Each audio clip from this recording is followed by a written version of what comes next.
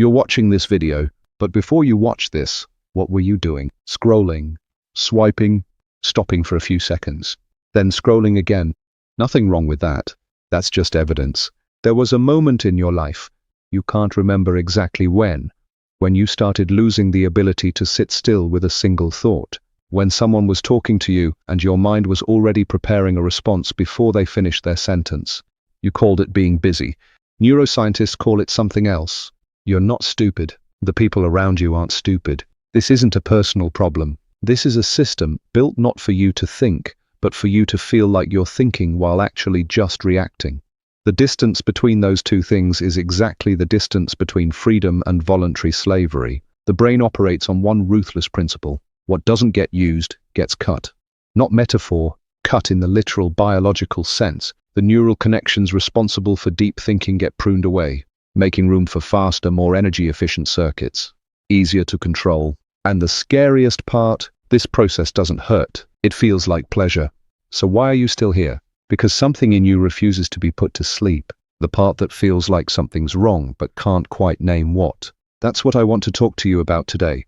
Because the most brutal truth of this century is, your mind is the most important battlefield there is.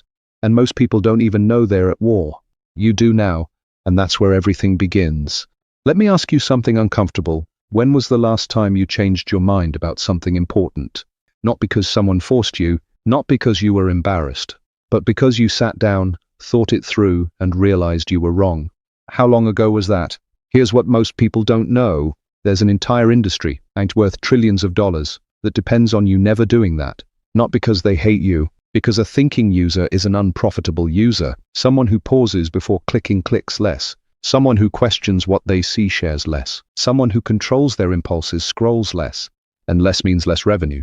Asa Raskin, the engineer who invented infinite scroll, later sat in front of a camera and admitted it. He said his invention created the equivalent of 1 billion hours of uncontrolled dopamine consumption every single day. He called it the biggest mistake of his career. But the machine was already running, and a machine like that doesn't have an off switch because turning it off means bankruptcy. This isn't conspiracy. This is just incentive structure working exactly as designed. The platforms don't need to plot against you. They just need to follow the logic of their own business model. And that logic, running at the scale of billions of people over decades, produces exactly what we're seeing. A civilization that isn't getting dumber from lack of information. It's getting dumber from an abundance of information designed to require no thought. That's not an accident.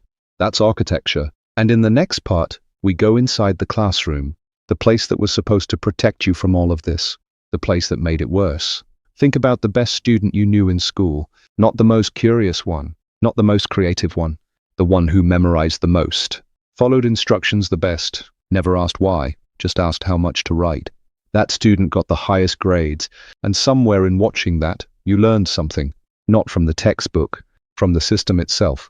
The modern school system wasn't designed to create thinkers. It was designed during the industrial age to create workers. Predictable, obedient, non-disruptive. John Taylor Gatto, an award-winning teacher who spent 30 years inside the system, said it plainly. Schools don't teach you how to think. They teach you how to obey, and here's what makes it devastating. It doesn't happen through punishment alone. It happens through reward. Curiosity gets treated as distraction. Original thought gets marked down for being off topic. The student who challenges the teacher gets labeled difficult. But the student who memorizes and repeats gets praised, gets gold stars, gets told they have a bright future. Over time, the message becomes impossible to ignore. Don't think, perform. And that pattern doesn't end at graduation. It follows you into every workplace. Every social circle, every comment section. Speak out and you risk being labeled difficult. Question the consensus and you risk being pushed out. So most people stay quiet. And silence, over time, becomes habit. And habit becomes identity. Until one day you're not staying quiet because you're afraid. You're staying quiet because you've forgotten you had something to say. That's what the system was designed to produce. And it worked. The next part, we go somewhere darker. Inside the crowd. And why even the smartest people disappear inside it. Here's something that should disturb you. The worst decisions in human history weren't made by stupid people. They were made by rooms full of intelligent, educated, well-intentioned people who all agreed with each other. The Bay of Pigs, Corporate collapses, political catastrophes, not stupidity. Something more dangerous. Groupthink. Social psychologist Irving Janis spent years studying this phenomenon. His conclusion was simple and devastating. When belonging to the group feels more important than telling the truth gets sacrificed. Quietly, without anyone deciding to sacrifice it. No villain, no conspiracy, just the slow, comfortable pressure of wanting to fit in. And here's the part that should hit close to home. You don't need to be in a boardroom for this to happen. It happens in your feed, in your friend group, in the comments you write, and the ones you delete before posting. Every time you softened an opinion because the room felt hostile. Every time you nodded along to something you weren't sure you believed. Every time you stayed quiet, not because you had nothing to say, but because saying it felt unsafe. That's not weakness. That's biology. The brain is wired to treat social rejection like physical pain. Disagreeing with the tribe triggers the same alarm system as walking into danger. So the brain does what it always does when it senses threat. It protects you. It keeps you quiet, keeps you nodding, keeps you inside the warm, certain comfort of the crowd. And slowly, your own voice starts to sound foreign to you. The crowd doesn't need to be wrong for this to be a problem. It just needs to be louder than your own thinking. And right now, it always is. Next, we go inside the most personal battlefield of all. Your own beliefs, and why your brain will fight harder to protect them than to question them. Let me describe someone you might recognize. They're intelligent. They consume a lot of information. They can argue their position confidently, fluently, for as long as you'll listen. But here's the thing. Every source they trust confirms what they already believe. Every argument they find convincing points in the same direction. Every person they respect thinks exactly like them. And they call this being well-informed. This is confirmation bias. And before you decide it's about someone else, it's about everyone. Including you, including me. The brain doesn't search for truth. It searches for confirmation. Once you believe something, your mind becomes a lawyer, not a scientist. It doesn't investigate. It builds a case. It finds evidence that fits. It dismisses evidence that doesn't, not because you're dishonest, because that's how the architecture works. Here's the neuroscience behind it. When a core belief gets challenged, the amygdala fires, the same region that responds to physical threat. Your brain doesn't experience it as an interesting intellectual disagreement. It experiences it as danger. So it does what brains do under threat. It shuts down the prefrontal cortex, the part responsible for rational analysis, and goes into defense mode. You stop thinking, you start protecting. And the systems around you know this. Politicians use it. Algorithms exploit it. Media is built on top of it. Feed people content that confirms what they already believe, and they'll never want to leave. Make them feel threatened by opposing views, and they'll never go looking. The most dangerous prison is the one that feels like home. And the bars aren't made of steel. They're made of every belief you've never once thought to question. Next, we go to the root of all of this. Not the algorithm, not the system. The one thing underneath everything else. Fear. I want to tell you something that most people in this space won't say. The reason critical thinking is disappearing isn't algorithms. It isn't the education system. It isn't even the platforms designed to keep you scrolling. Those are all real. We've talked about them. But they're symptoms. The root, the thing underneath all of it, is something much older. Much more personal. Fear. Not the fear of spiders. Not the fear of heights. The kind of fear that has no name. The kind that lives quietly in the background of every conversation you've ever walked away from, feeling like you didn't say what you really meant. The fear of being wrong in public. The fear of standing alone. The fear of looking at your own beliefs too closely and finding something there you weren't prepared to find. Let's start with the first one, the fear of being wrong. We live in a culture that has made being wrong feel like a character flaw, not a mistake, not a step in the process of understanding. A flaw, a weakness, something to be ashamed of. So people stop taking intellectual risks. They stop saying things they're not completely certain about. They stop exploring ideas that might lead them somewhere uncomfortable. Because if you never venture an opinion, you can never be wrong. And if you're never wrong, you're safe. But here's what that safety costs you. Every time you protect yourself from being wrong, you also protect yourself from getting closer to right. You freeze. In place. Holding on to whatever you believed the last time you felt brave enough to actually think. The second fear is older and goes deeper. The fear of standing alone. Psychologist Erich Fromm wrote about this in a book called Escape from Freedom. His argument was unsettling. He said that true freedom, the freedom to think for yourself, to form your own beliefs, to stand apart from the crowd, comes with a weight that most people are not willing to carry. Because when you think for yourself, you can no longer blame others for your ignorance. You can no longer take comfort in the crowd. You have to face uncertainty, alone, with no guarantee that you're right. And for most people, that is too much to ask. So they escape, not into a cage, into a crowd, into an ideology, a tribe, a set of ready-made answers that tell them exactly what to think and exactly who to agree with. And it feels like belonging. But what it really is surrender. And then there's the third fear, the deepest one, the fear of what thinking might reveal about yourself. Carl Jung called it confronting the shadow, the parts of yourself you've buried because they were too uncomfortable to look at, the inherited beliefs you never chose, the opinions you hold not because you examined them, but because someone important to you held them first, the values you perform versus the values you actually live by.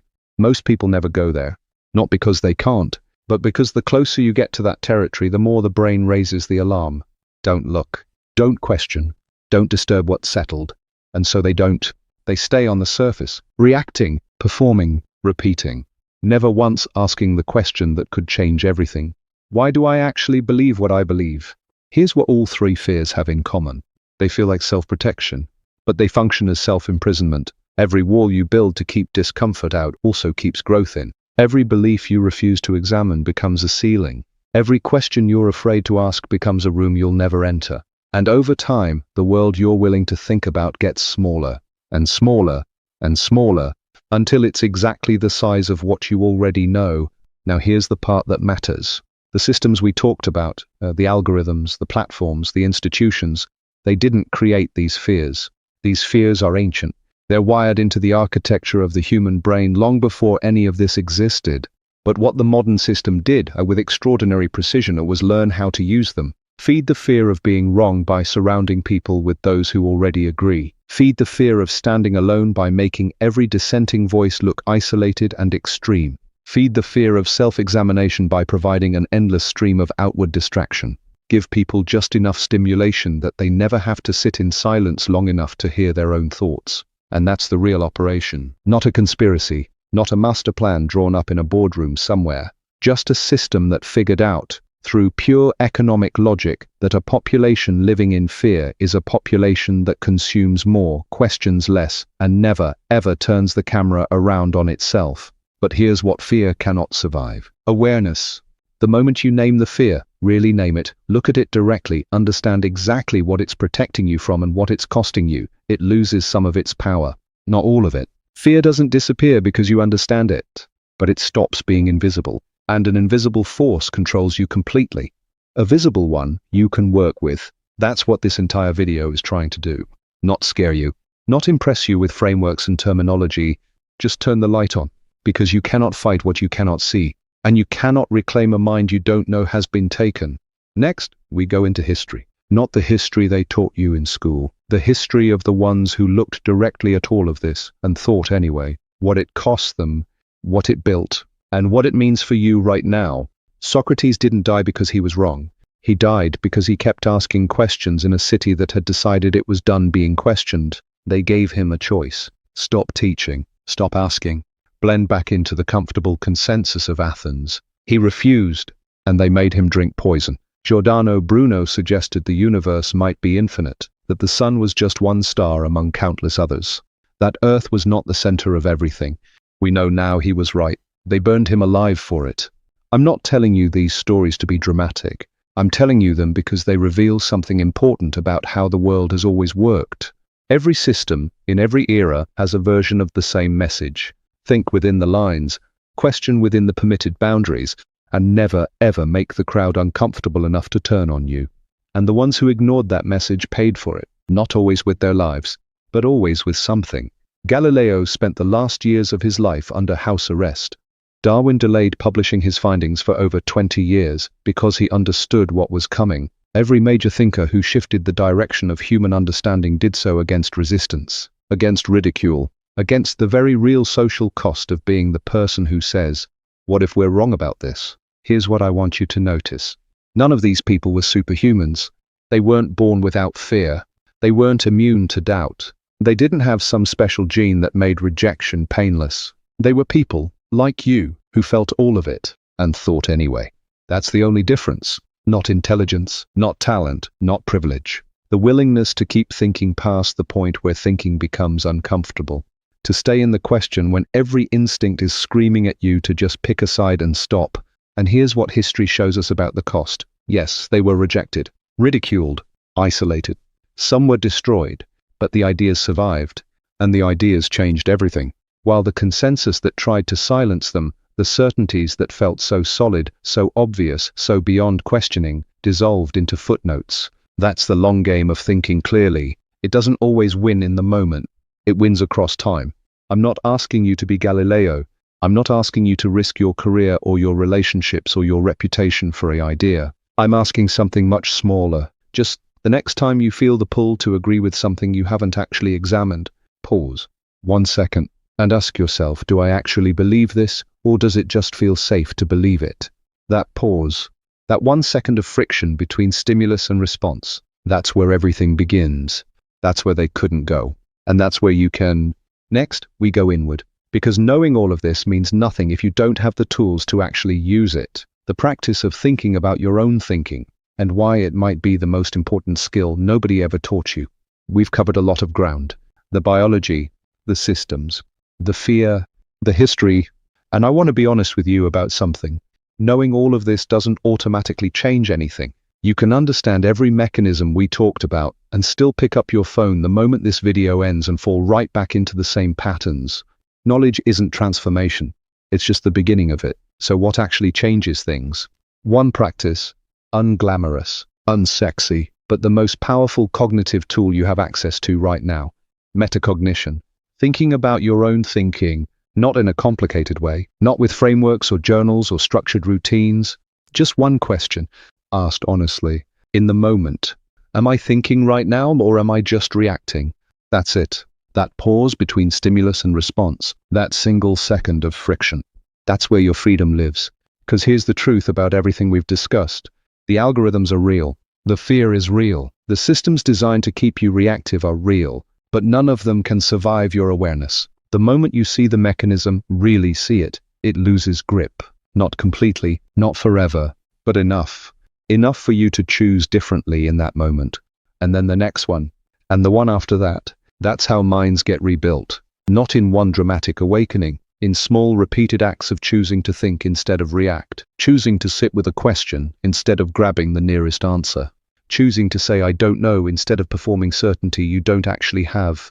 I want to leave you with something Socrates said, not as a quote to screenshot and share, as something to actually sit with. The only true wisdom is in knowing you know nothing. He didn't mean that knowledge is pointless. He meant that the moment you stop being curious, the moment you decide you've already figured it out, is the moment you stop growing.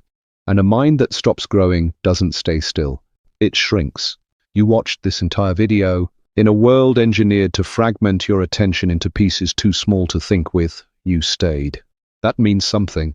It means the part of you that still wants to think clearly is still alive. Don't waste it, not by sharing this video, not by agreeing with everything I said, but by walking away from this and asking harder questions. About what you believe, about why you believe it, about what you've been accepting without examination. That's the only thing I'm asking. Because the most revolutionary act in this moment, in this world, isn't loud. It isn't viral. It's quiet. It's one person. Alone. Choosing to think. Be that person.